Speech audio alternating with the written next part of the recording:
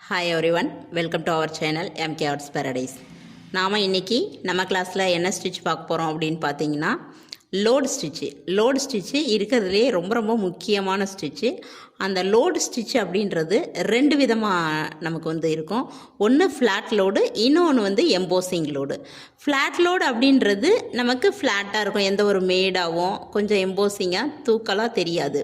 Embossing load அப்படின்றது என்னென்னா அதை பேடட் லோடுன்னு நம்ம சொல்லுவோம். அது என்னென்னா உள்ளே நமக்கு பைப்பிங் த்ரெட் வச்சு நம்ம அதை எம்போசிங்காக தெரிகிற மாதிரி நம்ம அதை எடுப்பாக இருக்கிறதுக்காக அந்த லோடு நம்ம யூஸ் பண்ணுவோம். அது நம்ம அட்வான்ஸ் லெவலில் பார்ப்போம். இப்போது நம்ம பேசிக் லெவலில் த்ரெட் ஒர்க் முடிக்க போகிறோம். இன்னும் கொஞ்சம் தான் இருக்குது. இப்போது இந்த இடத்துல நம்ம முக்கியமான ஸ்டிச் பார்த்துட்ருக்கோம். இப்போது இந்த ஃப்ளாட் லோடு அப்படின்றது நமக்கு வேறு எதுவும் கிடையாது, நமக்கு ஃபில்லிங்க்காக நம்ம யூஸ் பண்ணுறோம். அதாவது கழுத்தோட நெக்லைனோட அந்த நமக்கு என்ன பண்ணுவோன்னா பார்டருக்கு பண்ணுவோம். அந்த பார்டர் லோடு கொடுப்போம். அந்த லோடுக்கு நம்ம எம்போசிங் லோடு மேக்ஸிமம் கொடுப்போம். பட் சில டைமில் ஃப்ளவர்ஸு, லீஃபு இதெல்லாம் நம்ம ஃபில் பண்ணோம் அப்படின்னா நமக்கு ஃப்ளாட் லோடு கொடுத்து சிம்பிளாக சின்னதாக இருக்குது அப்படின்னா நம்ம ஃப்ளாட் லோடு கொடுத்து நம்ம இதை ஃபில் பண்ணுவோம். இது எப்படி அப்படின்றத நம்ம இங்கே பார்ப்போம். இங்கே பாருங்கள், இப்போது இதை நான் டபுள் லைன் வரைஞ்சிட்டேன். இதை நம்ம டபுள் லைன் வரைஞ்சிட்டு பென்சில் கோடு மட்டும் வச்சுட்டே நம்ம ஸ்டிச் பண்ணலாம். அப்போது நம்ம அது கரெக்டாக பண்ணுறோம் அப்படின்னா ஓகே. கரெக்டாக நமக்கு வராது, நமக்கு டைமு கம்மியாக இருக்குது, நம்ம டக்குன்னு போடணும் அப்படின்னு நீங்கள் நினச்சிங்கன்னா இந்த ரெண்டு லைனை வரைஞ்சிட்டு இந்த லைன் மேலே செயின் ஸ்டிச் போட்டுக்கோங்க. இங்கேருந்து புறப்பட்டு இந்த இடத்துல முடித்து இந்த இடத்துல எண்டு நாட் போட்டுருங்க. திருப்ப இங்கேருந்து புறப்பட்டு இங்கே தச்சிட்டே இங்கே எண்டு நாட் போட்டுருங்க. போட்டுட்டு இப்போ இதை வச்சு நம்ம போடும்போது இன்னும் கொஞ்சம் உங்களுக்கு ஈஸியாக இருக்கும். நீங்கள் உங்களுக்கு எந்த மாதிரி வருமோ அந்த மாதிரி நீங்கள் போட்டுங்க. உங்களோட பர்ஃபெக்ஷன் பொறுத்து, உங்களோட க்ரியேட்டிவிட்டி பொறுத்து இருக்குது. இப்போ நான் ஈஸியாக இன்னும் கொஞ்சம் உங்களுக்கு புரியணுன்றதுக்காக ரெண்டு லைன் வரைஞ்சிட்டு அதில் ஸ்டிச் பண்ணிவிட்டு இதில் எப்படி போடுறதுன்றதை நான் இப்போ காமிக்க போகிறோம். இந்த லைனோட இது மேல் லைனு, இது கீழ் லைனு. இந்த கீழ் லைனோட இங்கே பாருங்கள், உள் சைடு நான் த்ரெட் எடுக்கிறேன். த்ரெட்டை எடுத்துட்டு சில்க் த்ரெட் எடுக்கிறேன். இதில் வெளி சைடு லாக் பண்ணுறேன். லாக் பண்ணிவிட்டு என்ன பண்ணுறேன்னா மேல் நோக்கி வரேன். வந்துட்டு மேலே இருக்கிற லைனோட உள் சைடு ஸ்டிச் பண்ணுறேன், வெளி சைடு லாக் பண்ணுறேன். இதுதான் நமக்கு ஒரு ஃப்ளாட் லோடோட ஒரு ஸ்டிச்சு. இதையே நம்ம கண்டினியூவாக பண்ணணும். அடுத்தது கீழே வரேன். இதை எந்த விதத்துலேயும் நம்ம டைட் பண்ணக்கூடாது. எந்த அளவுக்கு நம்ம நூலை ஃப்ளூவாக கொடுக்குறோமோ அந்த அளவுக்கு அது ஷைனிங்காக தெரியும். சில்க் த்ரெட் எப்பயுமே உங்களுக்கு ஷைனிங்காக தெரிஞ்சாதான் அது நம்ம கரெக்டாக யூஸ் பண்ணுறோன்னு அர்த்தம். இப்போ பாருங்கள், உள் சைடு ஸ்டிச் பண்ணிட்டேன், வெளி சைடு லாக் பண்ணிட்டேன். திரும்ப மேலே வரேன். நல்லா பொறுமையாக பாருங்கள், நான் பொறுமையாக தான் சொல்லித்தரேன். உங்களுக்கு புரியலைன்னா நீங்கள் கமெண்ட்ஸில் டவுட் கேட்கலாம். என்னோடய ஸ்டூடெண்ட்டாக இருந்தீங்க அப்படின்னா நீங்கள் குரூப்பில் டவுட் கேளுங்க, ஓகேங்களா? இப்போ பாருங்கள், இதை நான் மறுபடியும் ஸ்டிச் பண்ணி காமிக்கிறேன். உங்களுக்கு புரிகிற மாதிரி ஸ்லோவாக தான் நான் போட்டு காமிக்கிறேன். கீழே ஸ்டிச் பண்ணிவிட்டு அதில் ஒரு லாக் பண்ணுறேன். அதாவது நம்ம இந்த கோடை லாக் பண்ணுறதுக்கு பேஸாக எடுத்துக்கும் போது அப் அண்ட் டவுன் வராமல் ஒரே ஈவனாக நமக்கு வரும். அதுக்காக தான் நான் லைன் மார்க் பண்ணி பண்ணுறது. அதே நம்ம ப்ராஜெக்ட் ஒர்க்கெல்லாம் பண்ணும்போது இது ப்ராஜெக்ட் ஒர்க்கு உண்டு இதில். ஸோ இதில் நம்ம ப்ராஜெக்ட் ஒர்க் பண்ணும்போது அந்த லைன் மார்க்கெல்லாம் நமக்கு வராது. லைன் இல்லாமல் நம்ம ஸ்டிச் பண்ணணும். ஃபஸ்ட்டு பண்ணும்போது நம்ம லைன் போட்டு பண்ணுங்கள். அடுத்தது லைன் இல்லாமல் ப்ராக்டிஸ் பண்ணுங்கள். அது எப்படின்றதும் நான் உங்களுக்கு சொல்லுவேன். இந்த ஸ்டிச்சு முடித்த உடனே இப்போ நான் தச்சிட்டு இருக்கிறது முடித்ததுக்கப்புறம் அதையும் நான் உங்களுக்கு சொல்லுவேன் டீட்டெயிலாக. லாக் பண்ணுறேன்.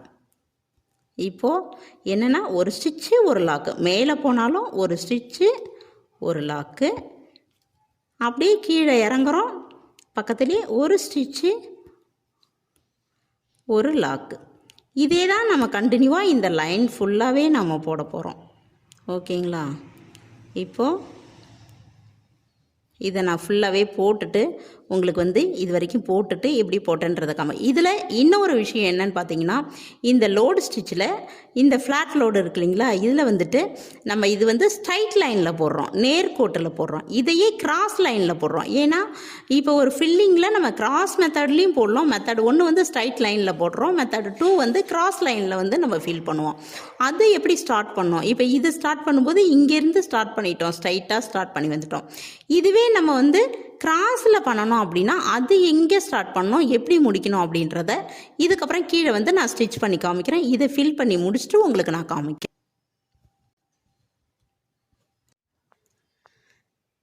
இப்போது இங்கே பாருங்கள், இது ஃபுல்லாகவே நான் போட்டுட்டேன்.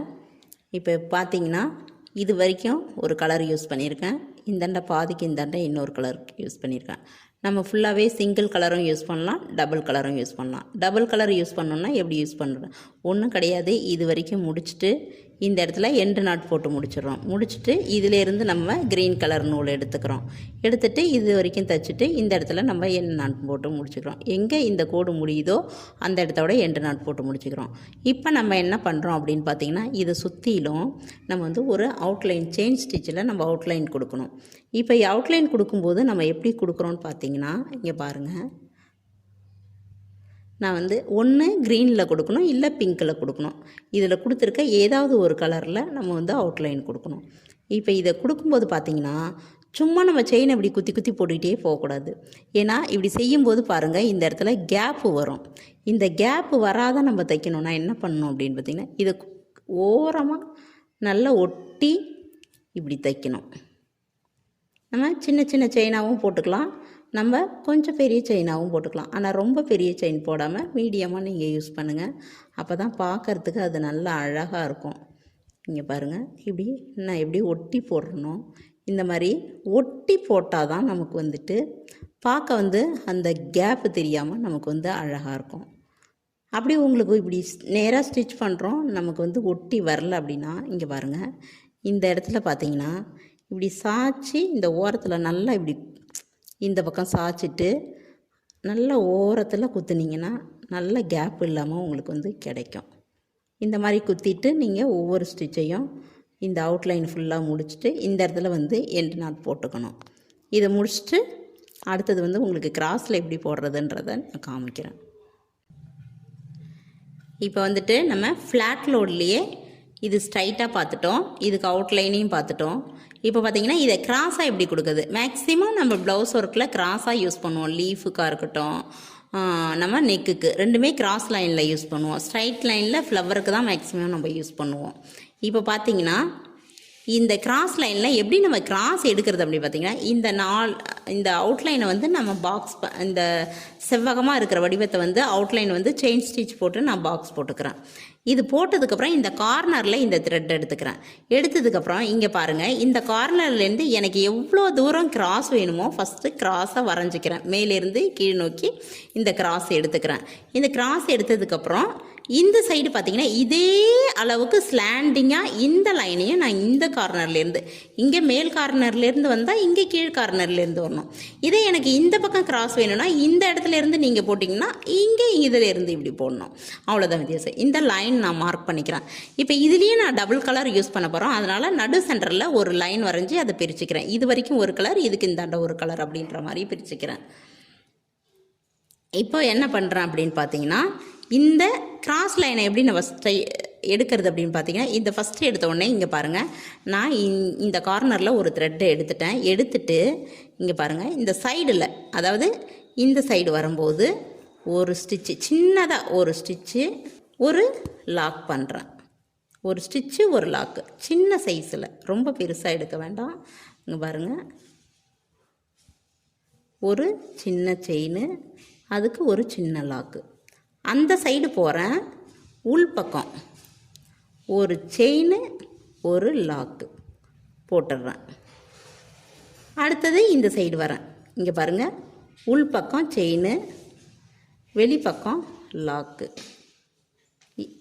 திரும்ப ரிட்டன் போகிறேன், உள் பக்கம் செயின், வெளிப்பக்கம் லாக்கு. திரும்ப ரிட்டன் வரேன். அந்த த்ரெட்டு எப்படி வருதோ லாக் பார்த்திங்கன்னா அப்படியே அதுலேயே அப்படியே போடணும். அந்த கிராஸ் வாட்டத்துலேயே நம்ம போடணும், ஸ்ட்ரைட்டாக போடக்கூடாது. இந்த கார்னர் வரைக்கும் நாம் இப்போ தைச்சிருக்கிறோம். இந்த கிராஸ் பார்த்திங்கன்னா இங்கே நாம் எப்படி ஸ்டார்ட் பண்ணணும், இப்போ பாருங்கள், இந்த இடத்துல எப்படி நம்ம ஸ்டார்ட் பண்ணுனா இந்த கிராஸ் வரும் அப்படின்றத இப்போ உங்களுக்கு நான் சொல்லி, இந்த இடத்துல பார்த்தீங்கன்னா நாம் எப்படி ஸ்டார்ட் பண்ணால், இந்த கார்னரில் எப்படி ஸ்டார்ட் பண்ணால் இந்த கிராஸ் லைன் நம்ம எடுக்கலாம் அப்படின்றத நான் உங்களுக்கு வந்து இப்போ தச்சு காமிச்சிருக்கேன். அது இந்த கார்னர் இருக்குது பாருங்கள், இந்த மூலையில் வந்துட்டு எந்த அளவுக்கு கிராஸ் வந்து நிற்கிதோ இதே அளவு தான். இப்போ இந்த இடத்துல வந்தாச்சுன்னா இந்த இடத்துல வந்ததுக்கப்புறம் இதுக்கப்புறம் வர்றது எல்லாமே இதே கிராஸ் லைனில் தான் வரணும். இங்கே ஒரு மாதிரி பெருசாவோ இங்கே குறுகலாவோ வரக்கூடாது. இதுக்கப்புறம் அடுத்தடுத்த லைன் வரும்போது இதே கிராஸில் தான் நமக்கு வந்து கொண்டு வரணும். இப்படி கொண்டு வந்தால் தான் இந்த கிராஸ் லைன் வந்து நமக்கு கரெக்டாக இருக்கும். அடுத்தது பார்த்தீங்கன்னா இது வரைக்கும் நம்ம கொண்டு வந்துடுறோம். கொண்டு வந்ததுக்கப்புறம் இந்த இடத்துல பார்த்தீங்கன்னா இதோட முடிஞ்சிடும். இப்போ இதே கிராஸில் நம்ம தைச்சிட்டு வரும்போது இந்த இடத்துல நம்ம தைக்கும்போது இது இந்த இடத்துல நிற்கும். இப்போ இங்கே எப்படி பண்ணுறதுன்னு பார்த்தீங்கன்னா அதே மாதிரி இந்த இடத்துல இந்த லைனுக்கு வந்துடணும். இந்த லைன் முடிஞ்சிடுச்சுன்னா இந்த லைனில் வந்துடணும். இந்த கடைசியாக வரும்போது நான் எப்படின்றத தைச்சி காமிக்கிறேன். இந்த கார்னரில் எப்படி முடிக்கணுன்றதுலையும் நான் வந்து காமிக்கிறேன் உங்களுக்கு. இதில் பார்த்தீங்கன்னா இதில் டபுள் கலர் யூஸ் பண்ண மாதிரி இதுலேயும் இந்த சென்டர் வந்து நான் மார்க் பண்ணியிருக்கேன். இது வரைக்கும் ஒரு கலரு, இதுக்கு இந்தாண்ட வரும்போது ஒரு கலர் நான் வந்து சூஸ் பண்ணிக்கிறேன். அதுக்கப்புறம் இந்த இடத்துல வந்து முடித்ததுக்கப்புறம் இதுக்கு இந்தாண்ட எப்படி நான் முடிக்கிறதுன்றதை உங்களுக்கு நான் தைச்சி காமிக்கிறேன். இப்போ நீங்கள் பாருங்கள். இந்த ஸ்டிச்சோட டபுள் கலரில் இந்த கிராஸில் நம்ம ஃபுல்லாக போட்டு வந்துட்டோம். இப்போ எண்டிங் பாயிண்ட்டுக்கு வந்துட்டோம். இந்த எண்டிங் பாயிண்டில் நம்ம எப்படி முடிக்கிறோம் அப்படின்றத பற்றி தான் நம்ம இப்போ பார்க்குறோம். அதாவது இப்போ நான் வந்துட்டு இந்த இடத்துல உங்களுக்காண்டி நான் எண்டு நாட் போட்டுட்டு காமிக்கிறேன். ஆனால் நீங்கள் எண்டு நாட் போடாதீங்க, அப்படியே கண்டினியூ பண்ணுங்கள். வரேன் தான், வேறு எந்த ஒரு விஷயமும் கிடையாது. அதுபோல் இங்கே ரிட்டர்ன் வரும்போது நீங்கள் ஸ்ட்ரைட் லைனில் இன்ன வரைக்கும் தைச்சிருப்பீங்க, இந்த கார்னர் வரைக்கும். இப்போது இந்த சைடு லைனில் நம்ம வந்து தைக்கணும் ஸ்டிச். இப்போது இந்த கிராஸ் லைனை நம்ம ஃபுல்லாகவே போட்டு முடிச்சிட்டோம். இந்த லாஸ்ட்டு இடத்துல வந்துருச்சு. லாஸ்ட்டு வந்ததுக்கப்புறம் நம்ம என்ன பண்ணுறோன்னா இந்த சென்டரில் ஒரு குத்து குத்திட்டு இந்த லாஸ்ட்டில் ஒரு குத்து குத்திட்டு வந்து ஒரு லாக் போட்டு நம்ம முடிச்சிடுறோம்.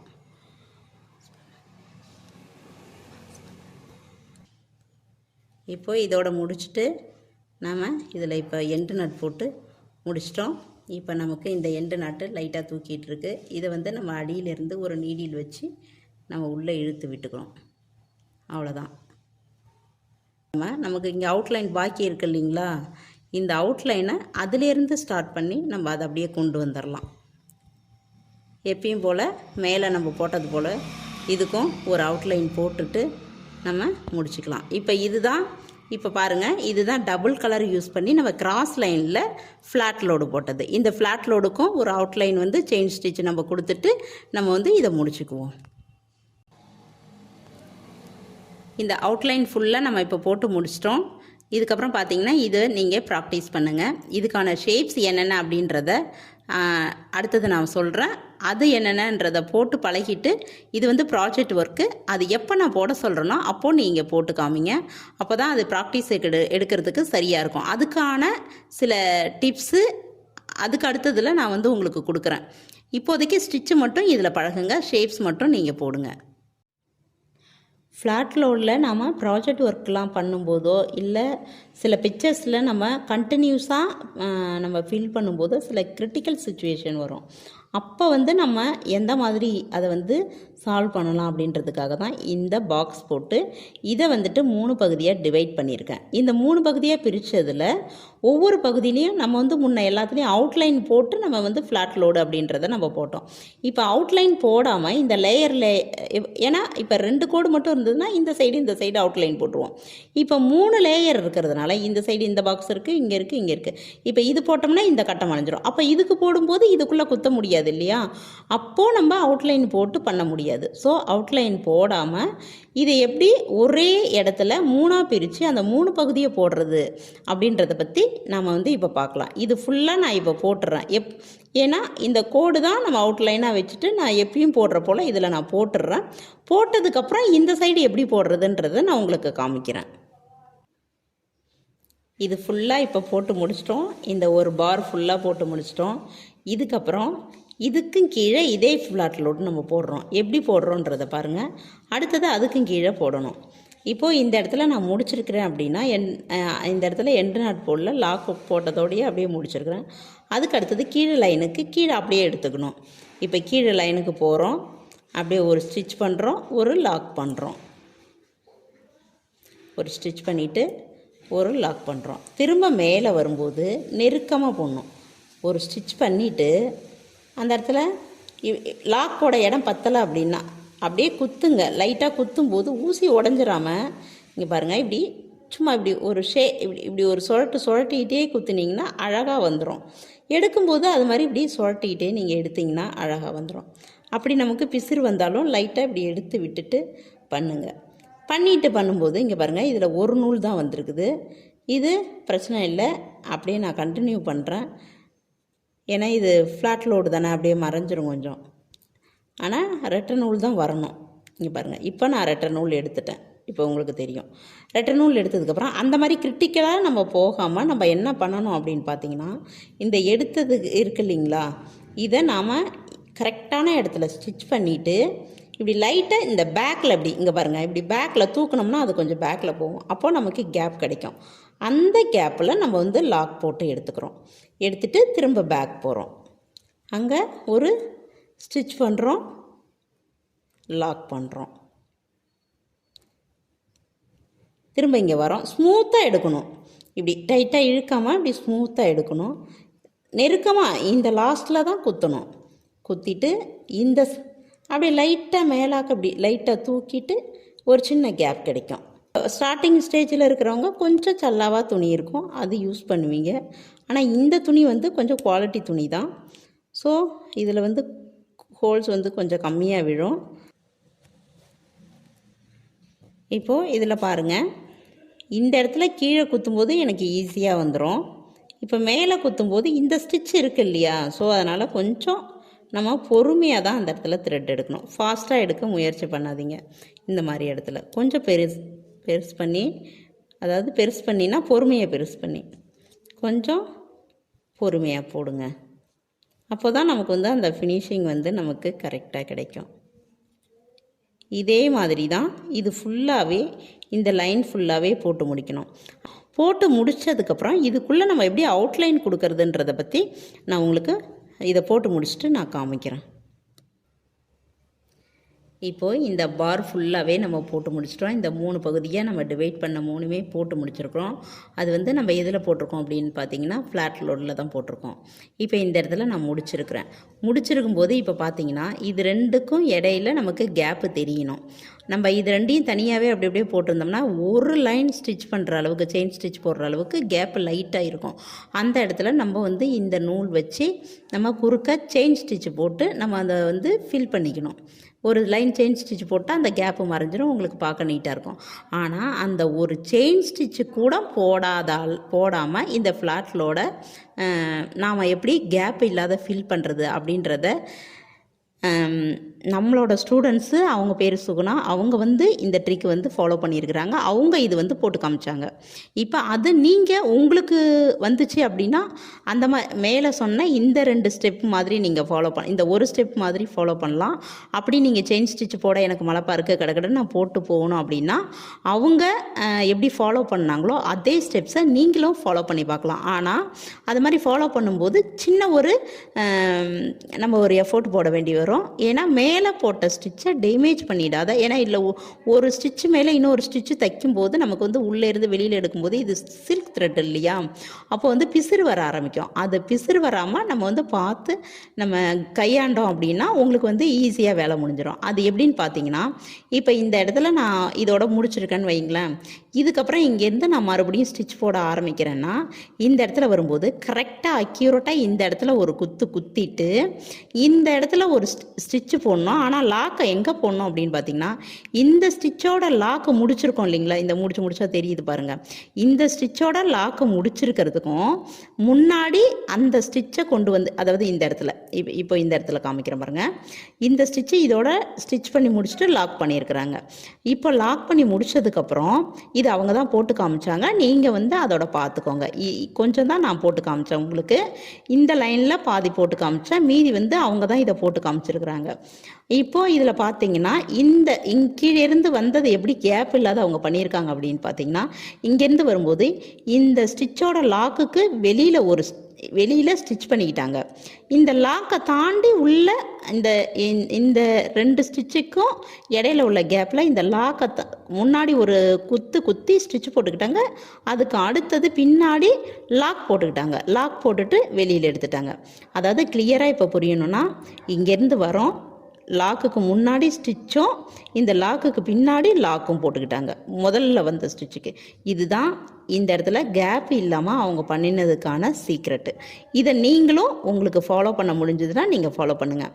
அப்படி இல்லை இது தனியாக வருது, நடுவில் ஒரு லைன் அளவுக்கு எனக்கு கேப் வருது அப்படின்னிங்கன்னா இந்த மாதிரி போட்டு முடிச்சுட்டு இதே த்ரெட்டால் ஸ்ட்ரைட்டாக இந்த கேப்பில் வந்துட்டு செயின் ஸ்டிச் போட்டு நீங்கள் அதை அவுட்லைன் மாதிரி போட்டுட்டு நீங்கள் ஃபில் பண்ணிக்கிட்டாலும் அது அழகாக நீட்டாக தெரியும்.